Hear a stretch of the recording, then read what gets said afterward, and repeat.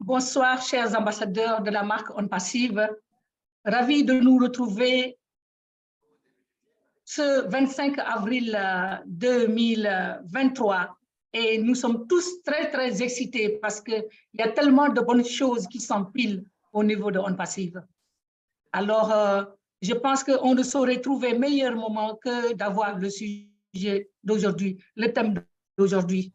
Ce thème est seulement à la suite de ce que notre ambassadeur Ibrahima Badiane nous a déjà présenté. Vous savez que chacun d'entre nous est un chef d'entreprise. Chacun d'entre nous, chaque fondateur est un chef d'entreprise. Et un chef d'entreprise doit être au parfum de ce qu'il doit faire. Même s'il y a l'intelligence artificielle qui a un cœur et qui nous aide, on doit quand même être au parfum des choses pour pouvoir suivre. Donc, à la suite de la présentation sur ce que c'est un entrepreneur dans le cadre de On Passive, après la présentation de ce que c'est un plan d'affaires, aujourd'hui, notre cher ambassadeur Ibrahima Badiane, excusez-moi, va nous parler de ce que c'est le plan marketing dans les entreprises. Le marketing occupe un rôle très, très important. Donc, je pense qu'avec le lancement de Haut Connect, qui vient juste de se faire, on a vraiment le bon moment et on est au bon endroit avec le bon présentateur, ambassadeur Ibrahima Badiane. Maman Nadou, je passe la parole. Merci. Merci beaucoup pour cette introduction, ambassadeur Awa. Nous savons tous que si nous avons un bon produit et nous ne savons pas comment le placer sur le marché, nous serions et resterons pauvres et la marchandise va pourrir avec nous.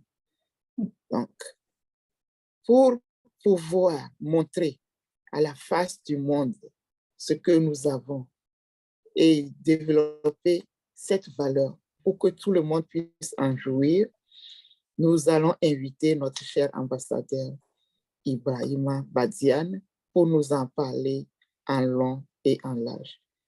Bonsoir, ambassadeur.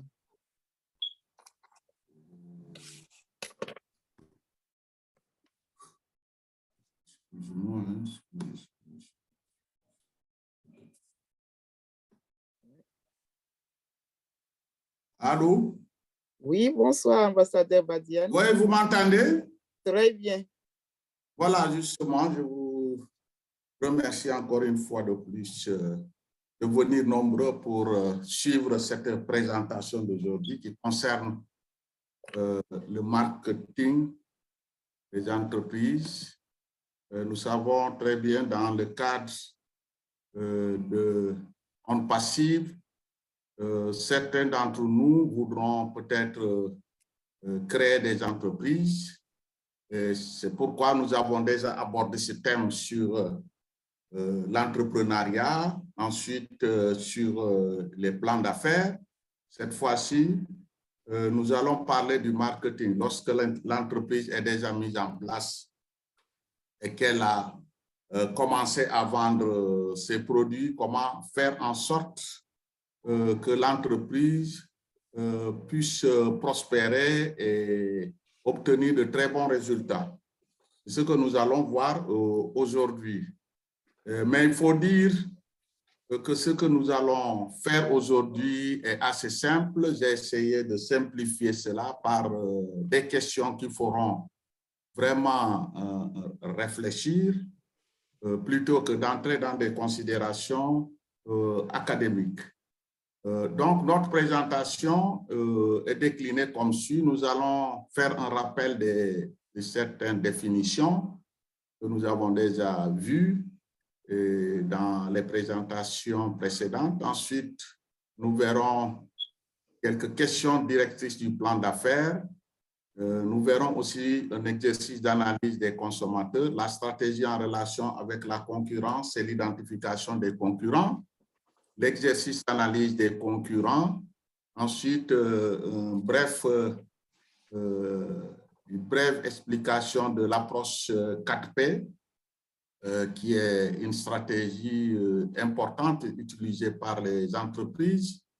Ensuite, nous parlerons de la stratégie de vente dans l'entreprise, Le développement du produit est un exercice également.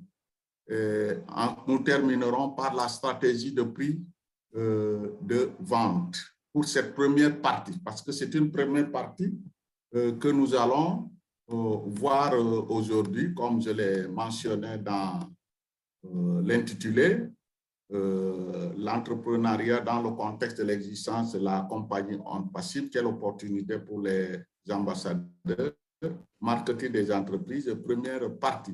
Donc, nous allons commencer par la première partie qui concerne le rappel de quelques concepts que nous avons déjà vus. L'entreprise est une unité économique et juridique qui a pour principale fonction la production de biens et de services destinés à être vendus sur le marché. Ça, nous l'avons déjà. Qu'est-ce qu'un entrepreneur? On avait dit que c'est toute personne qui dirige une entreprise pour son propre compte et qui met en œuvre les divers facteurs de production en vue de vendre des produits ou des services dans l'objectif d'en tirer un profit. Qu'est-ce que le marketing? Le marketing, c'est l'analyse des besoins des consommateurs et l'ensemble des moyens d'action utilisés par les organisations pour influencer leur comportement. Son vrai but est de développer votre entreprise en répondant adéquatement aux besoins de votre entreprise. La stratégie marketing, c'est un ensemble d'actions cohérentes, complémentaires et successives qui vont permettre d'atteindre des buts ou objectifs. La démarche généralement suivie pour l'élaboration d'une stratégie de marketing comporte 4 étapes principales. C'est l'analyse diagnostique du marché, de la concurrence et de l'entreprise elle-même, la formulation d'une manière précise des objectifs assignés à la stratégie, la définition des options stratégiques fondamentales. Il s'agit de la segmentation, ciblage, positionnement politique de marque, etc. Formulation et évaluer un marketing mixte cohérent. Une stratégie marketing vise à implanter votre entreprise sur un marché, définir son positionnement dans l'esprit de votre cible et créer une valeur répondant à ses besoins, désirs et attentes. Votre stratégie doit indiquer comment atteindre vos objectifs marketing. Qu'est-ce que le plan marketing? Le plan marketing représente l'ensemble des moyens à mettre en œuvre pour atteindre les objectifs de vente déterminés lors de l'analyse du marché. Il existe un lien très étroit entre la stratégie globale de l'organisation et la stratégie marketing. Il s'agira de déterminer quelles seront les stratégies de produits, de prix, de promotion, de distribution des produits ou de services de l'organisation.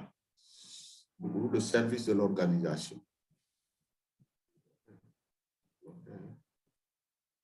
y a un problème.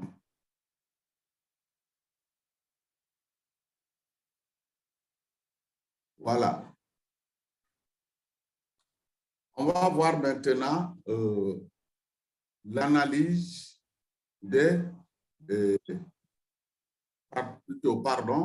on va essayer de voir le plan marketing, c'est ce que nous venons de voir.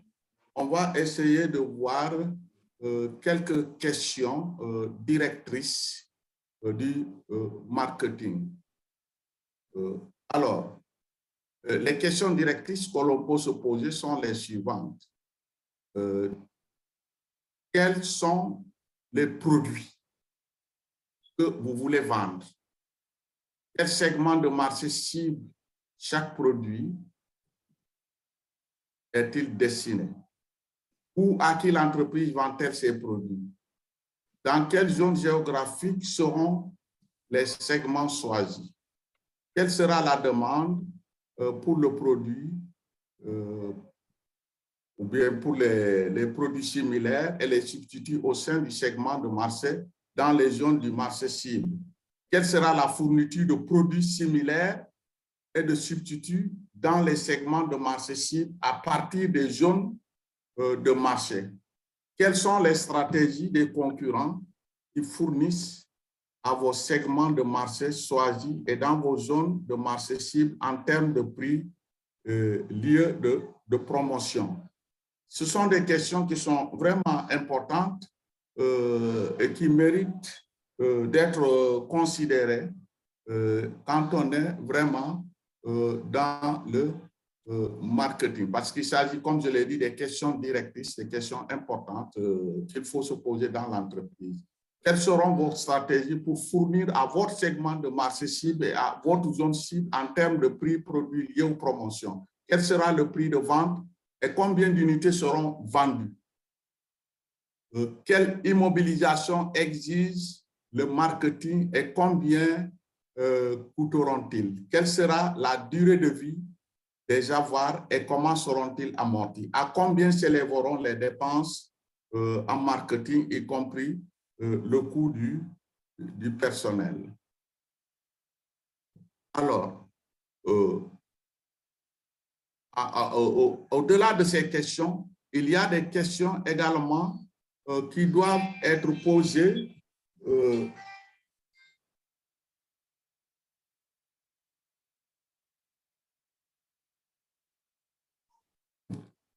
excusez-moi, une minute, moins d'une minute. Excusez-moi, c'est un ami qui m'appelle de l'Italie, donc je coupe pour poursuivre la présentation. Donc, les questions des consommateurs, parce que quand on a une entreprise, on a affaire à des consommateurs. Ce sont ces consommateurs qui sont vraiment nos clients, qui doivent acheter nos produits. C'est pourquoi il est important de porter une attention particulière sur ces consommateurs. Combien de clients potentiels y a-t-il, par exemple? Combien de personnes de cette zone utilisent ce produit? Vous pouvez, ce tableau-là est important pour chacun d'entre vous qui veulent effectivement créer une entreprise. Il faut considérer ces questions qui ciblent principalement les consommateurs. Ce sont des questions très importantes. Combien de clients potentiels y a-t-il? Par exemple, combien de personnes de cette zone utilisent ce produit, le produit que vous voulez vendre? Combien de consommateurs réels y a-t-il? À combien pouvez-vous réellement vendre? Il faut donc connaître les consommateurs, votre part de marché, avant effectivement de démarrer les activités de votre entreprise. Même si vous avez déjà démarré les activités, il est important de chercher à savoir par une projection vos clients, vos consommateurs, la part de marché que l'entreprise doit avoir. Actuellement, d'ailleurs, on trouve le marché avant de produire. Parce que sinon, vous risquez de produire et vos productions ne seront pas du tout vendues. C'est pourquoi ces questions sont très, très importantes. Qui sont-ils? Quels sont ces consommateurs? Sont-ils des femmes au foyer, les mères, les grands-mères, les autres entreprises, etc.? Et quel est le revenu? C'est important de connaître le revenu parce que si vous avez des produits, il est important que ces produits-là puissent être accessibles aux consommateurs en fonction de leur revenu, en fonction effectivement de leur poche. Qui achète? L'acheteur est-il l'utilisateur? Achète-t-il au nom de quelqu'un d'autre ou s'effectue la vente à la maison, dans une boutique, au marché? Toutes ces questions doivent être résolues, n'est-ce pas, dans le cadre de la commercialisation de votre produit. La suite des questions, vous m'excusez, j'avais mis les questions trop en plus de sens, c'est pourquoi ça a débordé un peu. Le sujet, où sont les consommateurs? À la rue suivante, dans la prochaine ville, il faut effectivement les situer avant, n'est-ce pas, de mettre en place votre produit dans le marché. Si vous n'avez pas de consommateur de ce produit ce n'est pas la peine de créer ce produit, de produire ou de fabriquer le produit considéré. Quel type de produit veulent-ils? De très bonnes, moyennes, ou sont-ils peu exigeants? Est-ce que ils veulent des produits de très bonne qualité, de moyenne qualité, ou ils sont peu exigeants? Pourquoi veulent-ils le produit? Où l'achètent-ils? Il faut toujours répondre à ces questions, hein, c'est des questions importantes. C'est vous uniquement, c'est vous et c'est les autres concurrents? Si les consommateurs n'utilisent pas votre produit, lequel utilisent-ils à la place? Toujours la suite des questions d'analyse de la clientèle. Combien paient-ils pour le produit? Les consommateurs sentent-ils un manque sur le produit actuellement sur le marché? Quand et combien de fois les consommateurs achètent-ils? Une fois par jour, par semaine, par mois, les matins, après-midi, soir, à des occasions particulières? Combien et en quelle quantité achètent-ils? Le marché croît-il ou rétrécit-il? Les consommateurs achètent-ils le moins de ce produit ou plus? Y a-t-il le plus de personnes qui achètent le produit au moins? Et pourquoi? Nous allons maintenant voir un peu la stratégie. Moi, je pense que pour vous permettre un peu de la stratégie en relation avec les concurrents, presque toutes les entreprises ont des concurrents. Elles doivent donc, de façon stratégique, concentrer leurs efforts sur les offres de leurs concurrents. Parce qu'effectivement, nous venons de voir quelques questions directrices qui concernent l'entreprise et les consommateurs spécifiquement. Là, il s'agit maintenant des stratégies en relation avec les concurrents. Par exemple, si une entreprise a des coûts de production inférieurs en comparaison avec ses concurrents, alors elle doit baser sa stratégie de prix sur la vente à un prix inférieur. Ça c'est évident. Si l'entreprise a une part de marché plus large comparée à ses concurrents, elle doit alors insister sur ce point et avoir l'avantage des ventes. Si la zone d'entreposage du concurrent est peu attractive, une stratégie peut être dégagée pour rendre l'entrepôt plus attractif pour les clients potentiels. De cette façon, la concurrence peut être vaincue. Si l'entreprise a différents rivaux, elle peut utiliser une stratégie qui lui octroie un avantage comparatif sur les autres. Toujours dans cette stratégie en relation avec les concurrents, une stratégie plus sage serait d'essayer d'être performant dans certains domaines de compétition.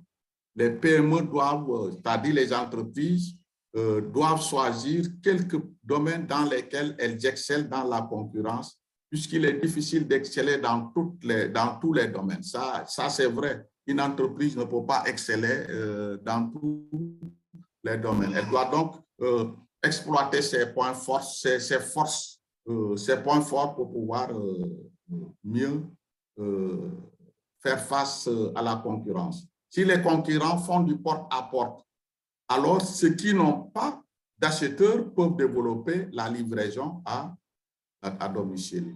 La stratégie doit insister sur les aspects qui intéressent l'acheteur.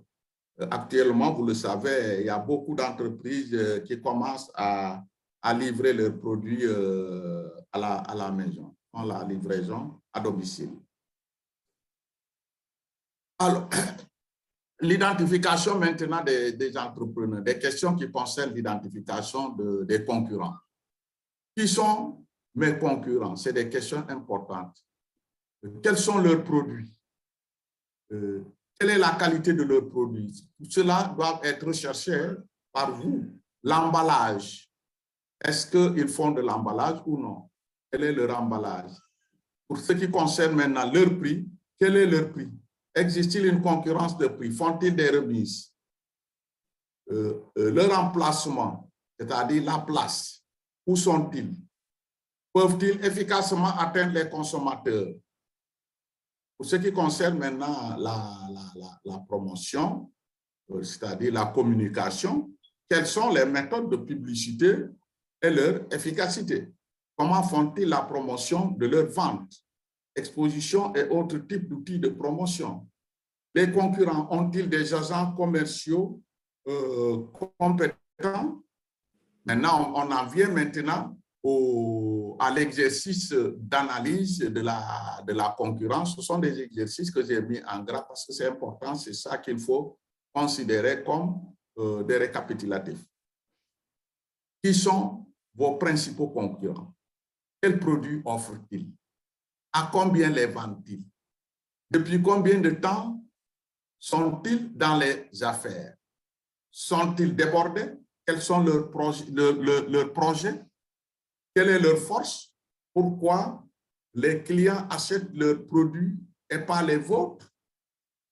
Quelles sont leurs faiblesses? Comment êtes-vous meilleur qu'eux? Donc, il est important que ces questions vous guident pour vous aider à mieux connaître vos concurrents. Si vous les connaissez, vous connaîtrez leurs forces et leurs faiblesses.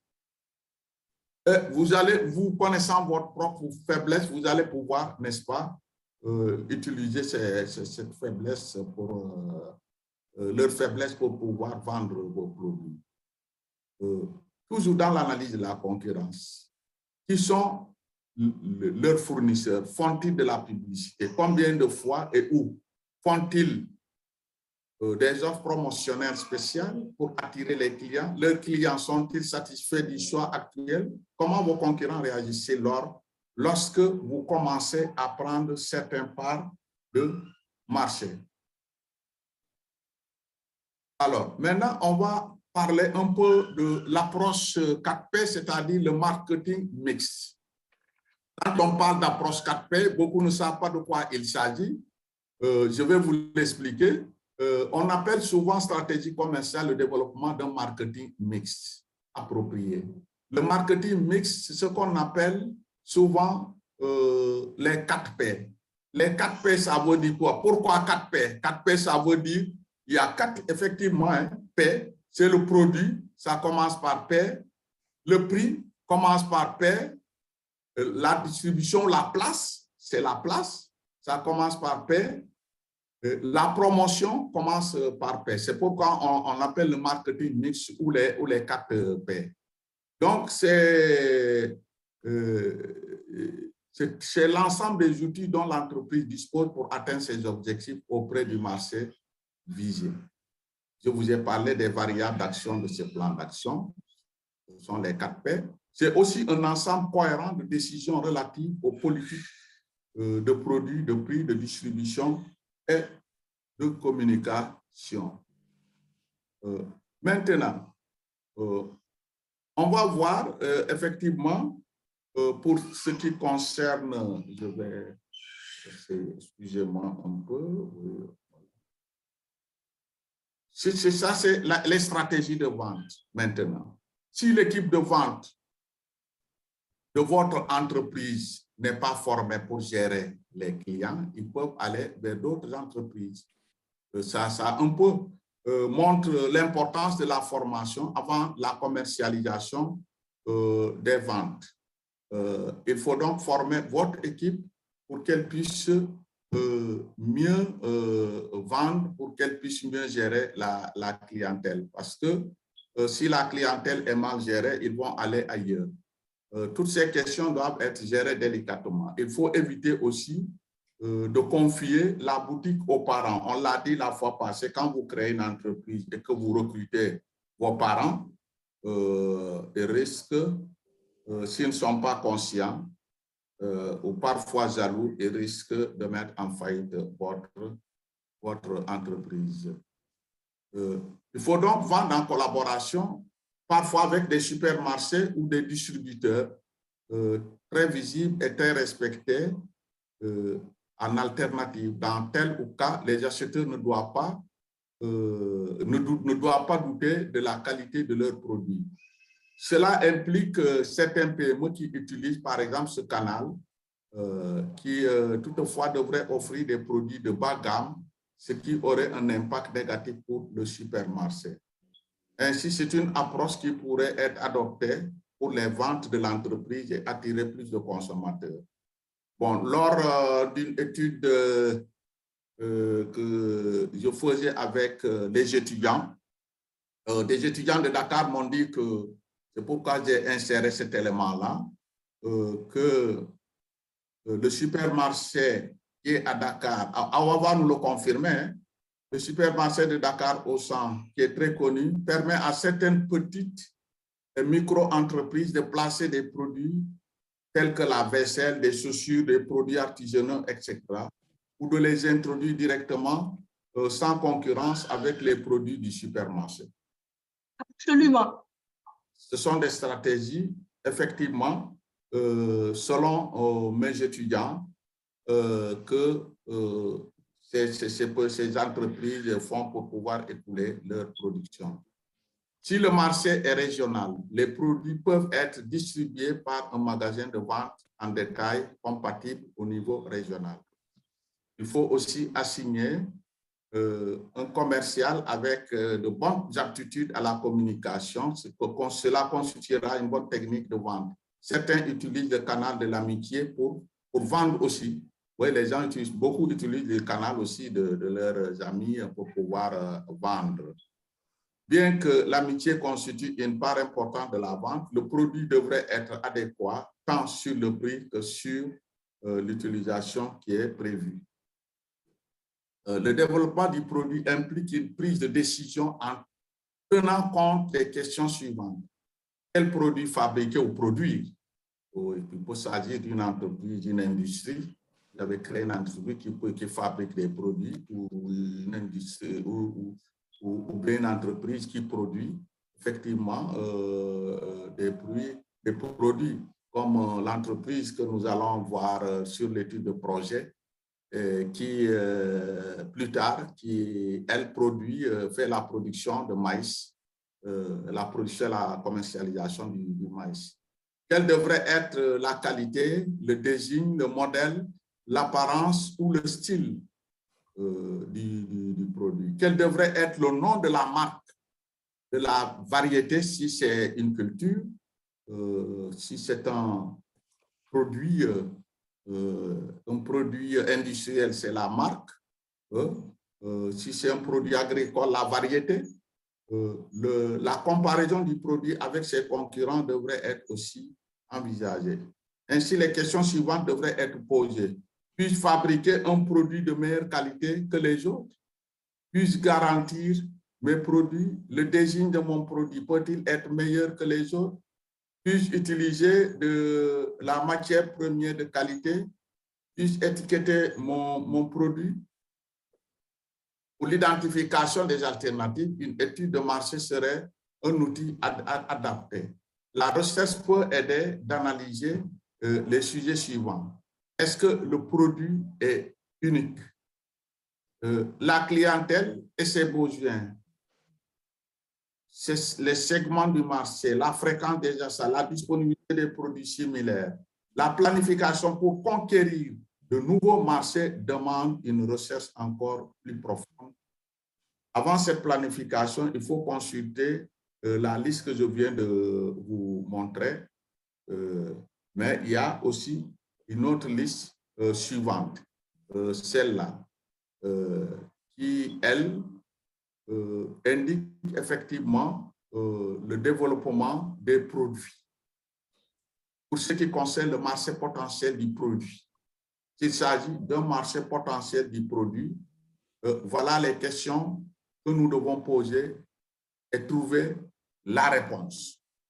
Ça, chacun d'entre nous peut le faire.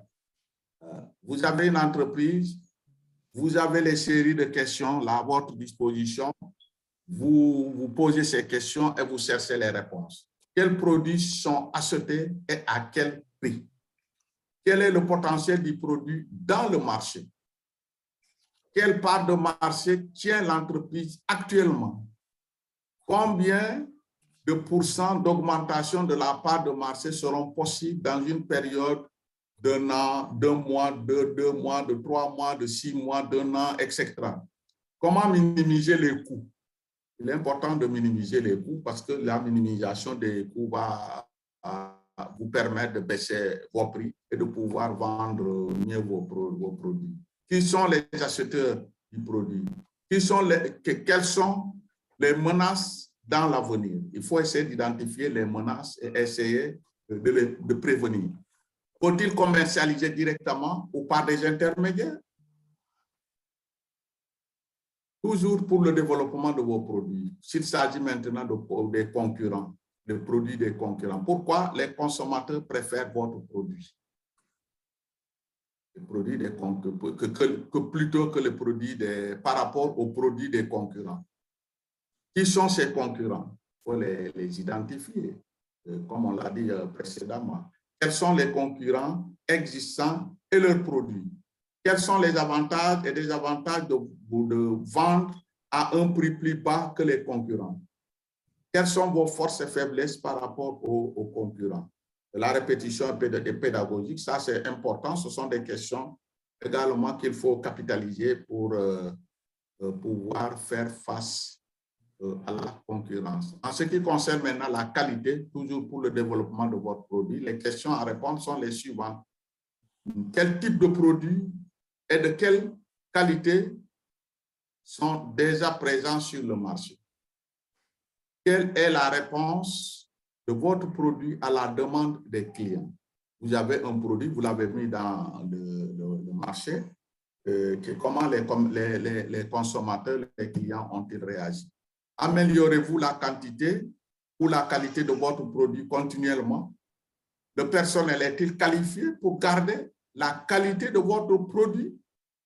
Quelle est la qualité des produits des concurrents? Là aussi, il faut chercher à voir pour le comparer, n'est-ce pas? Comparer la qualité de leurs produits au vôtre.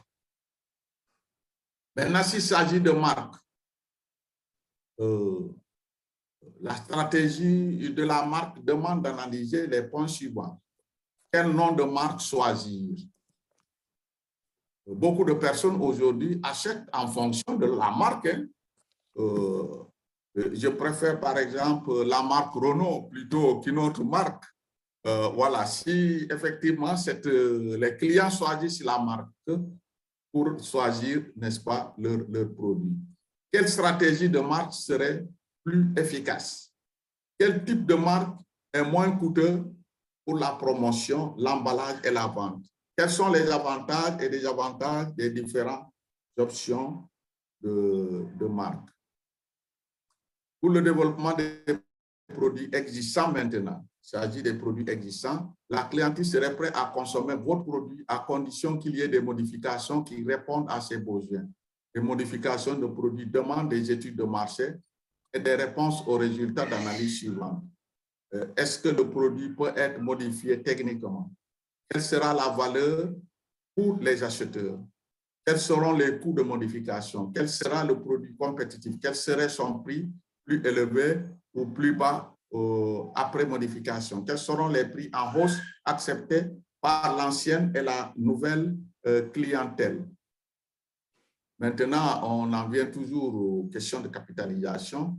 Le développement de nouveaux produits devrait se référer au plan marketing initial et répondre aux questions suivantes. Le volume et la continuité de la demande, l'évolution des prix, l'évolution de la situation concurrentielle, la disponibilité des ressources, les compétences demandées, la rentabilité de l'investissement. Parce qu'effectivement, il faut tenir compte de cette rentabilité dans votre entreprise qui est gage d'un succès dans la promotion de vos produits. Maintenant, on va voir les ventes, les stratégies de vente. La définition du prix est la valeur que la clientèle est prête à payer pour le produit. Le prix est un des plus importants facteurs de la vente. Le principe de base est que le rapport entre le prix et la valeur du produit doit être égal et juste pour la clientèle. La clientèle sait combien elle doit payer pour des services et produits similaires, et elle a l'habitude de comparer votre produit avec ceux de la concurrence. Afin d'élaborer une stratégie de prix fondée, certains faits devraient être préparés. L'entreprise doit calculer le coût de la production et les séparer des dépenses privées. Il faut analyser les implications de la rentabilité, analyser si le produit est unique ou s'il y en a des produits similaires sur le marché, analyser les segments de marché adaptés pour la commercialisation du produit. Toujours pour ce qui concerne les stratégies de vente avec le prix est un ratio reflétant la valeur d'échange d'une marchandise ou d'un service mesuré en termes d'argent. La question suivante pourrait clarifier l'idée de fixation de prix. Ma stratégie de fixation de prix. La stratégie de fixation de prix devrait favoriser la maximisation du profit dans un court terme ou l'optimisation du profit à long terme ou le minimum de retour sur l'investissement. Devrait-ce garder la parité avec la compétition ou effectuer rotation rapide et un recouvrement hâtif? Mes méthodes de fixation toujours de prix maintenant devraient fixer le prix sur la base du coût, sur la base de la demande, sur la base de la concurrence, ou devraient fixer un prix différencié? N'est-ce pas? Les réponses à ces questions aideront à établir un prix de vente pour chaque produit. La stratégie de la diminution du prix pour la pénétration du marché peut être appliquée sur la base d'une étude préalable. Toutefois, fixer un prix trop bas sans étude de marché pourrait être dangereux, puisqu'une faible diminution des coûts de production peut générer une amélioration considérable du bénéfice. La meilleure stratégie serait de minimiser les coûts. Avec une considération méritée sur la marge de produit, une réduction temporaire de prix pourrait être une stratégie d'augmentation des ventes ou de la vente en masse. Des annonces d'offres réduites encouragent les consommateurs à acheter de grandes quantités. Les tactiques de diminution des coûts constituent le moyen le plus sûr d'améliorer la marge de bénéfice. La stratégie de prix devrait tenir compte de la marge de bénéfice. De ce fait, le volume des ventes a une signification importante.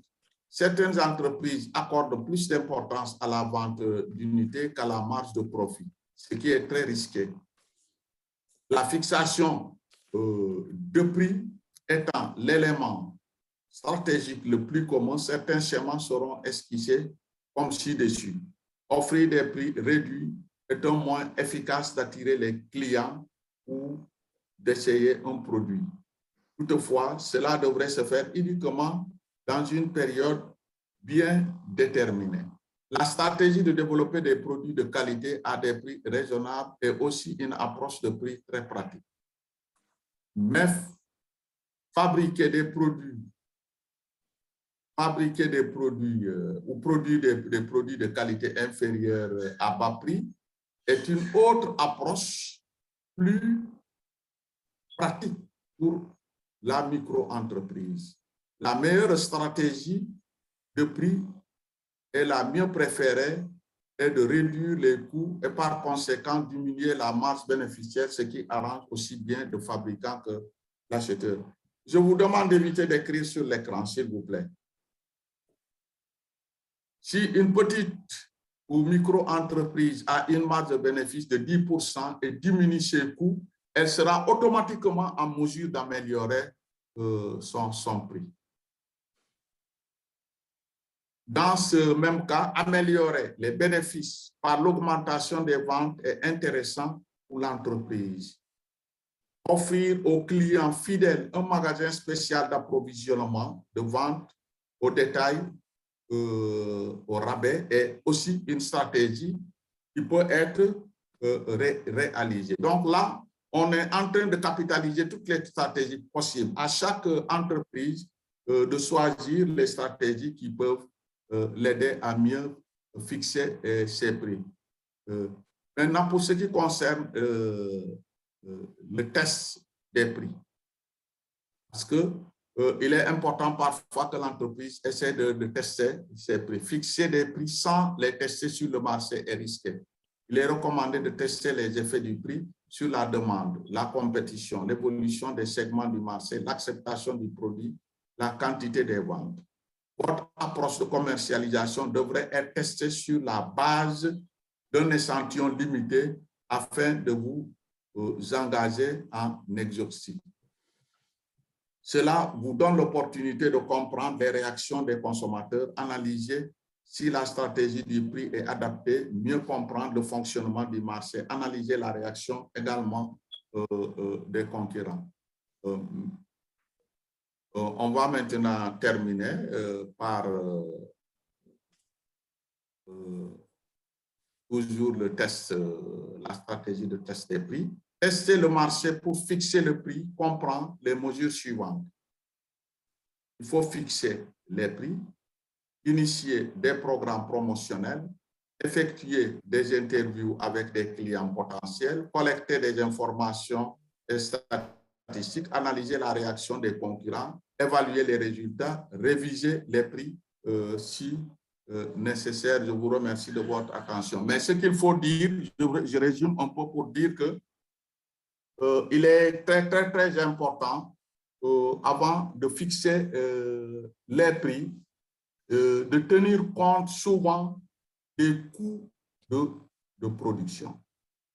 Parce que si vous avez le coût de production par unité de votre produit, il est important de fixer le prix. En ce moment, vous avez le coût de production. S'il est inférieur au prix qui est fixé dans le marché, vous ne ferez que dégager une marge bénéficiaire et vendre votre produit. Certains font compte d'exploitation et après le compte d'exploitation, ils dégagent une marge bénéficiaire en tenant compte des prix qui sont appliqués dans le marché. Et là également, comme je viens de vous le dire tantôt, si vous réduisez vos coûts dans la production, que vous avez un produit de qualité, vous pouvez facilement faire face à la concurrence parce que votre produit est de bonne qualité, vos coûts de production sont réduits, vous pourrez vendre avec une marge bénéficiaire acceptable, c'est ce qui va inciter aux consommateurs, aux clients de se diriger vers vos produits. Je vous remercie de votre aimable attention. Merci beaucoup, fantastique, vraiment. Merci, ambassadeur Badiane Ibrahima. Ouais, et nous avons toujours beaucoup de choses dans notre sac que nous faisons ressortir.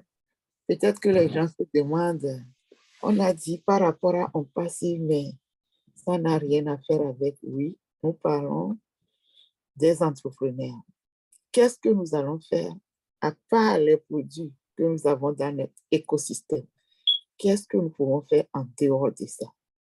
Donc, nous allons remettre la parole à notre ambassadeur, Angeline Rose,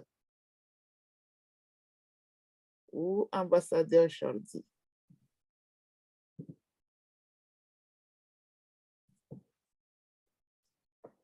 Ouais. Merci beaucoup, ambassadeur Nadou, de m'avoir donné la parole. Et surtout, merci, un grand merci à notre ambassadeur Ibrahima Badiane pour sa disponibilité. C'est vrai que c'est très dense ce qu'il nous donne, mais nous avons la chance que ces présentations sont enregistrées. Donc, pour nous, c'est un canevas de travail. Depuis ces premières présentations, on peut s'en inspirer pour y aller pas à pas dans le cadre de l'entrepreneuriat privé en dehors des, comme tu l'as souligné, ambassadeur Nadou, en dehors des produits de On Passe Où nous sommes. Le but de cette thématique, c'est pour nous amener, nous qui voulons entreprendre, d'avoir un peu le schéma, quoi. Donc, vraiment, un grand merci. Et ce que j'ai retenu dans tout ce flow-là d'emblée, c'est que quand on apporte un produit sur le marché, déjà parce qu'il là, il parle de marketing, il faut savoir ce qu'on apporte de plus. Et là, on va aussi se référer à notre cher CEO et à On Passive. Il apporte, c'est un peu pour faire la comparaison, si nous voulons nous lancer dans l'entrepreneuriat dans un autre domaine que, voilà, où on est dans On Passive pour vendre des produits de On Passive, si on veut créer autre chose, on peut juste se référer au concept de notre CEO. Il apporte, parce que la plupart des gens se demandent, On Passive, il se croit grand, qu'est-ce qu'il va apporter de plus que ce qui existe sur le marché? Donc, justement, on devrait être amené à faire cette étude-là, quel que soit le domaine où on veut se mettre, essayer de voir qu'est-ce qu'on apporte de plus. Pourquoi est-ce que les gens les sauront? Peut-être on ne va pas créer quelque chose de nouveau. Ce sera déjà peut-être dans les domaines qui existent. Donc, à nous de voir, d'étudier avec tout ce qu'il nous a fourni là, à chaque étape, de se poser des vraies questions et d'y apporter les réponses. Surtout, vraiment, même si c'est un produit, même si c'est un service qui existe déjà, parce que bon, voilà, on ne va pas être des des techniciens pour créer quelque chose qui n'existait pas, mais que ce soit dans les services ou des produits, on devrait apporter quelque chose de nouveau qui n'existait pas pour être compétitif sur le marché. Donc, merci infiniment, ambassadeur Ibrahima Badiane, pour ta disponibilité et ta générosité. Merci beaucoup. Je ne sais pas